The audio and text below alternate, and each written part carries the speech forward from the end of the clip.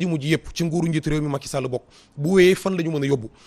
tomb boobu la ñuy njëkkee Ousmane Sonko nag am na lu mu ci tontu wax ne loolu procureur bi wax yëpp wuute nag li am waaw jàngat lañ ci ànd def ginnaaw nag ñëw nañ ci waxtu wuñ ko tàmmeewul dañuy rek tàmbali waxtaan wi léegi rek bañ a xaar dara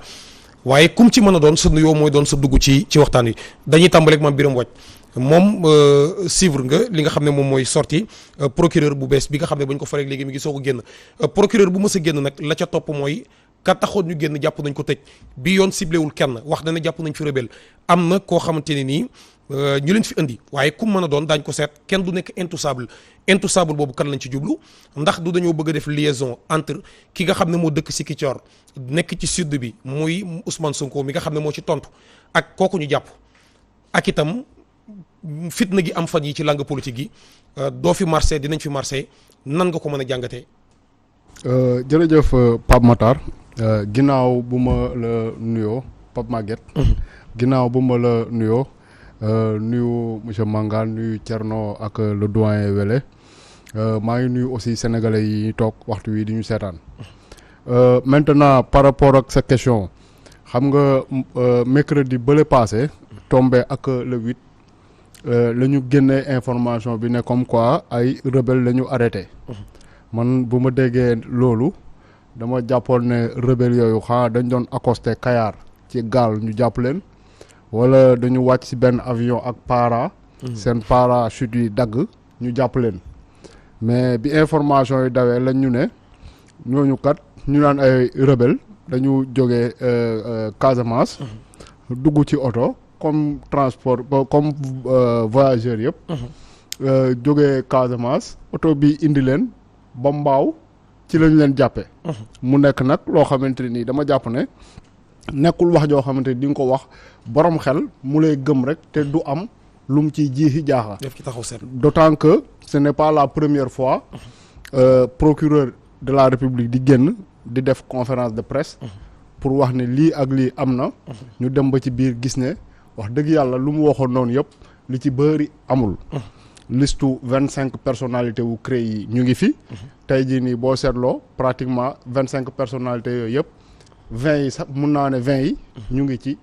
ak le président Macky Sall sortie wu procureur bi nag li tax xam nga man mu xawma un peu surprendre un peu rek parce que quelque part dafa am koo xamante ni daf ko wuutu mu tuddoon Serigne Bassirou Gueye am fu ko sénégalais yi tegoon jàpp ne kii moom daf fi nekk rek véritablement pour képp koo xamante ni yaa ngi wax loo xamante ni safaanoon na ak li régime bi di wax mu indil la ay jafe-jafe donc moom bi mu fi jógee keneen ñëw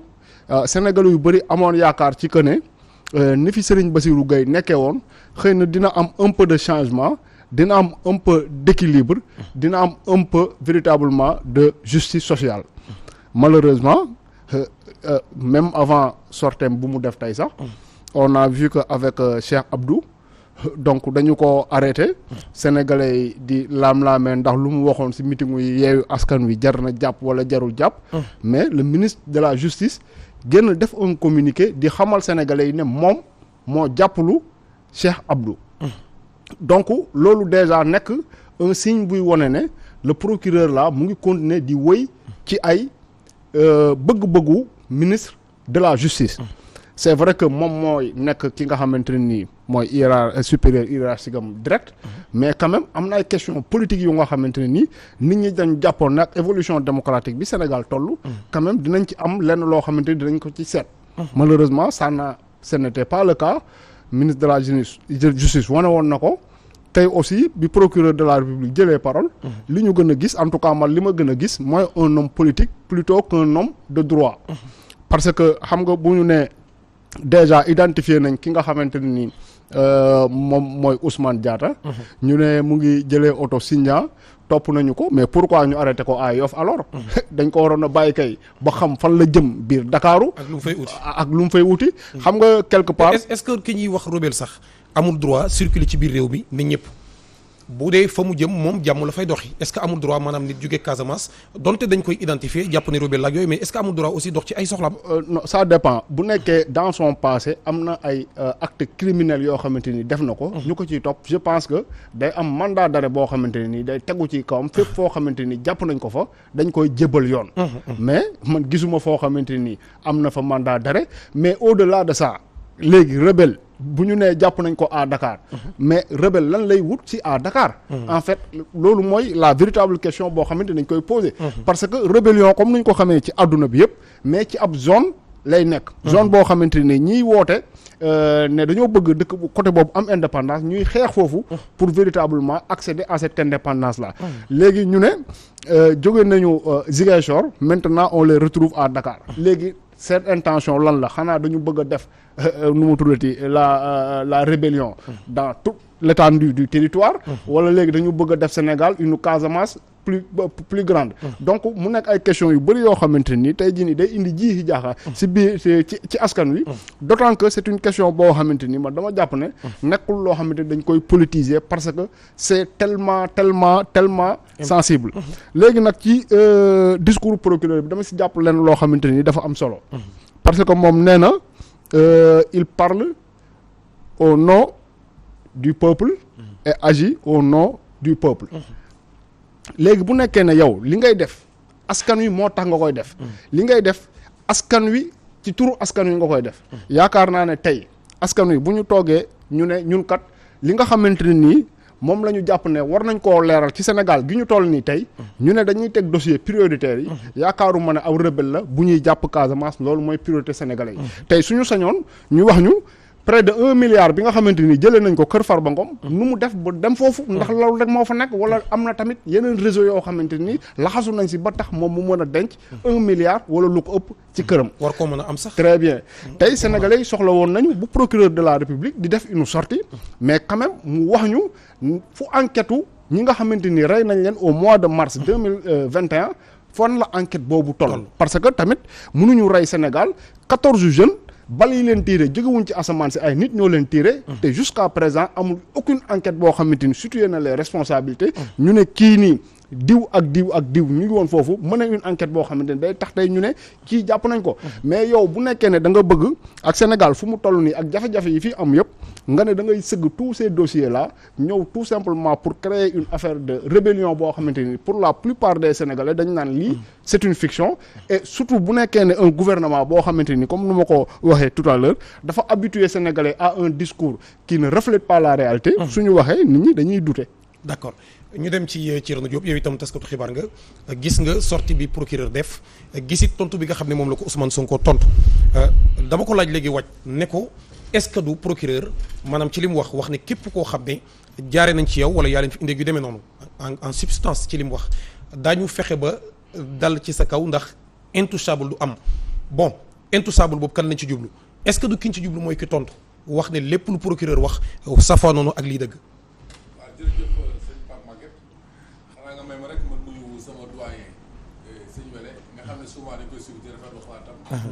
ak sama beneen doyen bi di professeur Mangane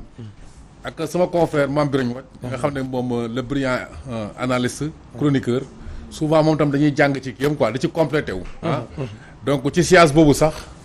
xam naa laay ñëwee ci bon par rapport à explication yi mu jox léegi nii yu bëri ma partagé ko am na yu bëri yu ma ci partagé donc par rapport ak fee yi am parce que je comprends sa suspicion qui est légitime somme toute comme suspicion bu Sénégalais yi bëri di nourrir ci yenn saa yi fee yi parce que xam nga suñu réew yi Afrique dafa am benn perception bu nit ñi di am ci nu justice di doxee parce que justice la boo xam ne bii souvent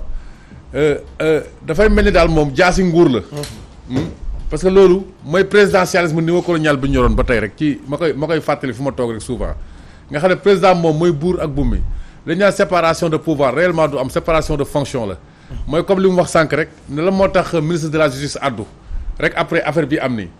mais nag foofu je crois que boo xoolee am na ay loi yu ko expliqué parce que moom leeralal na ko ne lii nii dafa bokk ci communication institutionnelle ministère bi donc article 11 sax la wax defe naa ci code de procédure pénale souvent moo leen may loolu ñu joxe yenn ay éléments sans porter préjudice ci enquête bi parce que dañuy wax rek li ñu mën a wax parce que par exemple su ma jëlee benn tomb bi wàcc expliquer mu jëm ci étude moment bi ñu ko jàpp man loolu mën naa ko comprendre parce que bu fekkente ne dafa am ay information yoo xam ne ñoom dañoo parce que bu ñu fàttee lii nii secret défense la problème mu défense la finalement donc dafa sensible du lépp dañuy mën teg ci place publique bi enquête la buy continuer loolu tax mu def délégation judiciaire dégg nga parce que dañoo ubbi information judiciaire mu def délégation judiciaire enquête bi mooy continuer ba tey donc ku yor nag du sëqat bu fekkente ne am na lu ñu mën a jàpp de bien sûr nee nañu rëbb du kii nu mu tëddi kii rëbb du yor joolooli ku yor du sëqat donc foofu mën naa ko comprendre que ne bu fekkente ne mbir da nga koy topp il faut que dem ci ak précaution ba xam lépp surtout que sax ñoom am nañ ci kii quoi devoir dem ak précaution parce que lii du lu ñuy caaxaanee encore une fois question de sécurité la peut-être ci nguur yi passé daan nañ ko gis yenn saa yi ci nguur Abdoulaye Wade wala yooyu xëy na sax mu am avant mais politiciens souvent dañ koy def dañuy fexe ba coow bëri bu ko defee dëgg réer maanaam dañuy créer contre-feu coow day nekk nii ñu andi benn coow bon lii tamit am na ñu bëri ñuy jàpp loolu maanaam tey bon ni askan bi meree fenn fi après ku jege mën a exploiter loolu ñu nañ andi lii nii pour xëbal leen bu ko defee ñëpp ragal après ñu avancer loolu dañ koy gis ci politique ah ay méthodes machiavéliques yu gars yi di yor la souvent mais nag fii nii tamit ci côté bon parce que wàcc eggul foofu moom ci waxam yëpp de jéemul def possibilité corrélation entre fait boobu noonu ñu ne ay rebelle la ak manifestation bu amoon maanaam croisement bi jéemu ko étape bi kii quoi jéemu ci xool noonu quoi lan la mën a possible parce que am na leen lu procureur wax li tax mu ne fi ñu ko jàppee mooy dafa am ñeen ñoo xam ne ñu ngeen di wër est-ce que du moom parce que tam doo bàyyi ba jaan romb nga topp ci wate bi di dóor doo bàyyi ba ñu def musiba ba pare bu dee dañ ko naroon def doo bàyyi bu ñu def musiba ba pare nga doog leen kii ñoom je crois que bu fekkante ne donc lu tax ñu jàppee ko mbaaw man mën naa comprendre ne peut-être loolu moo tax bu fekkante ne am na bien sûr bu fekkante ne am na waaw mais xam nga doo ko bàyyi ba mu egg Dakar ci manifestation wala yooyu en tout cas ñoom seen liggéey la quoi léegi ñun nag il faut ñu toog xool nangu leen ñoom li ñu doon ñu xool fu wàññeentu di mudu ak gëtam mais lu mu ci mënti doon man je crois que pour rassurer monsieur Wàcc foofu noonu quoi fii képp ku fii jéem a nasaxal démocratie Sénégal nga xam ne amatul tànku ginnaaw tànku kanam la am muy Macky Sall ak ku mënti doon yow sa kaw rek lay këpp après maanaam lii andi coow lu yëpp bu fekkente ne mooy ndax yeewi askan wi maanaam ak conditions yi ñuy demee élection législative ndax conditions yooyu yi mu war a jaaruñ ci ku ko créé loolu noonu après dafay këpp sa kaw rek quoi mais je crois que coow li dëkk bi dafa bëri coow il faut que ñu déggoo ci le minimum bien sûr je comprends que ci nguuru Macky Sall am na ay régressions yu bëri yu ñu def parce que coow yi ñuy wax ñëpp affaire élection pendant 20 ans diggante code consensuel ba 92 ba di fi Abdoulaye jógee coow yooyu dépassé woon nañ ko donc daf ñu régressé loo mais fii àdduna toll encore une fois moo tax sax question yi war a gën a mu jar a moytu mooy tey ñu naan terrorisme mu nekk benn période boo xam ne bi dafa nekk ci sous-région bi du lu ñuy weddi loolu du lu ñuy politiquer dafa am ci sous-région bi terrorisme bi mi ngi law ñu nekk benn pays boo xam ne on est devenu itam pétrogazier am na yenn ressources naturelles stratégiques yu nekk suñu réew mi loolu dafay attirer ñenn ñi yàqkat yi ak tamit boo xoolee mu am yenn choc exogène yoo xam ne sax xëy na bu ñëwee ci débat bi ci det beeg yooyu noonu dañ ci gën a kii muy coronavirus ak li xew Ukraine ak yooyu loolu yëpp conséquences yooyu Afrique mën a nekk benn terrain boo xam ne dafay rejaillir moo tax daal ñu war a mën def attention très bien bu ko defee ñu dem ci Assane Mangane l'historien force occulte rebelle yooyu yëpp nga xam ne ci at yi ñu nekk dafa bari lu ñu koy dégg ci nguuru Macky Sall moo fi nekk nguur yi nga xam ne nag ñoo ko jiitu même mel na ne doon nañu moytu question yooyu bañ koo sóob loolu ci mbiri politique maanaam est-ce que yow xel mën naa nangu rebelle boo xam ne nii jóge na ca fa mu jóge ca Sikicoor ni ko Mame Birame Mbodj waxee dikk ba Dakar ñu jàpp ko fi ñu ko jàppee ne rebelle la ba pare wax ne def liaison ak manifestation wax ne ci la doon jëm ak yooyu yëpp ndax mënuñ ko woon a bàyyi ba mu egg fa mu jëm pour ñu mën a xam lu mu fay def ak kan la fay seet ak lan lay dox ak nangam ak nangam ak nangam. waaw asalaamaaleykum sama mbokk yi ma bokkal table ji di leen nuyu di am njort bu rafet rek par rapport ak li Thierno wax ne yaakaaruma dinañ jël une question aussi sensible que muy rébellion Casamance ñu koy caaxaane ndax il y va de la sécurité de notre pays il y va aussi de la stabilité de notre pays boo xoolee Afrique de l'Ouest dëkk yi ñu wër yëpp 16 états la ku ne ñam na coup d'état ku ne ñam na guerre civile Sénégal c'est le seul pays bi nga xam ne ni yàlla ñag nañu ñag bu nga xam ne ni ba léegi amaguñ ñu mel noonu. Casamance nag dese woon ñu. muy ba nga xam ne ni mooy daanaka góom boo xam ne ni mi ngi woon suñu tànk. am na jamono Casamance métti na métti goo xam ne ni ak doomu aadama yi ci daanu maanaam muy soldat muy civil yoo xam ne ni ay population innocente lañ. muy rebelle parce que rebelle ba aussi doomu Sénégal lañ. xam nga gars yi dañuy wax ne fii laa juddoo fii laa yaroo fii laa màggee sama benn nijaay bu baax ne ma kaña yi yàq réew mi tamit fii lañ juddoo fii lañ yaroo fii lañ màggee. waaw mu ne mbuula ak sela maanaam xaj yi nekk ci mbedd mi di karpaa yi dem jumaa di leen tiital di leen mbow tamit fii lañ juddoo fii lañ màggee. kon rebelle yooyu ak jikko yuñ fu mën a andi ñoom fii lañ juddoo fii lañ yaroo fii lañ màggee donc ay sénégalais lañ. donc ñoom ña daanu ca ñoom sax ñun dafa war a nekk lu ñu naqarlu donc jàpp ma ne au moment où ñu foog ne rébellion bi daanaka lu ñu war a dépasser la état ak responsabilité bi état am ci sécurité responsabilité bi état am ci stabilité pays bi ñu koy jël di ko politiquer war nañ nag def nànk parce que quand même la stigmatisation baaxul gis nga régionalisme ethnicisme réew ak bu mu mën a doon c'est-à-dire yaakaaruma réew boo xam ne ni ñag nañ ko ñag boo nga xam ne nii ba loolu mënut yëkkati ëllëg fitna tey Macky Sall leer na kon leer yàlla ne tey opposant bi gën a violent pas violent dans le sens dal ci kawam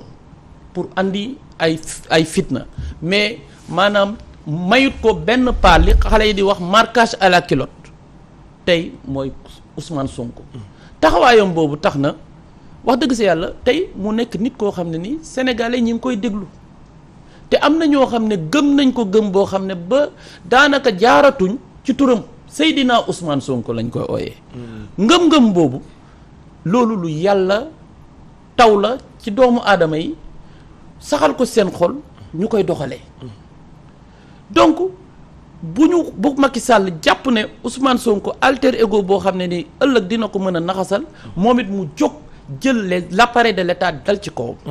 surtout ci côté boobu parce que Ousmane Sonko quand même c'est le chef de l'opposition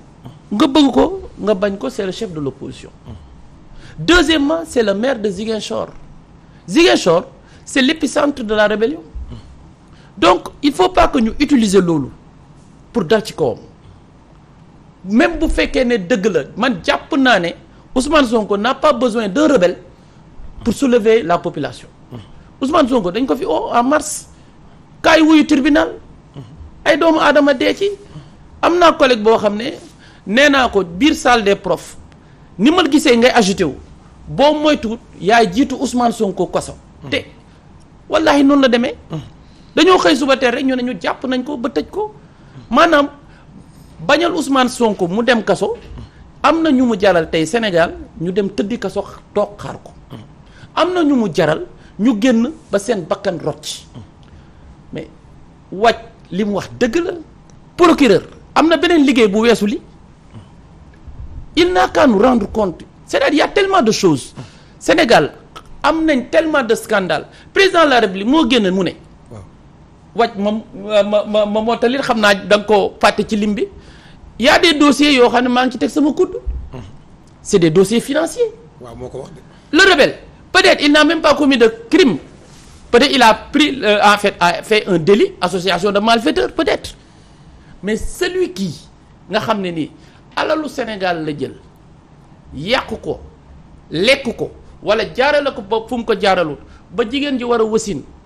di wasinee ci àll loru mais kooku c'est un criminel pur et dur. ba bébé yi di tàkk. ah bàyyi bébé yi di dee ci tàkk. bàyyi bébé yi di dee ci ay taal. ñoo gën a garaaw rebelle te pourtant procureur tu oowagu leen.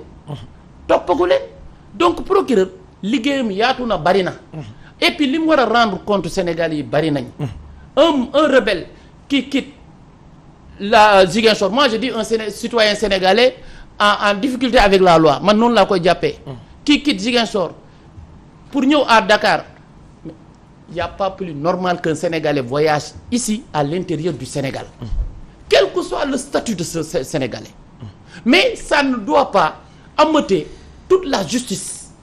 ba ñu ciy oo conférence de presse ba tey sax tey ñu ciy toog di waxtaan dafa waroon nekk quelque chose de banal mais soo gisee génn bi c'est une sortie suspecte am na ku ñuy viser am na ñu ñuy viser donc justice bi aussi nañu jàppale sénégalais yi xam ne duñ bras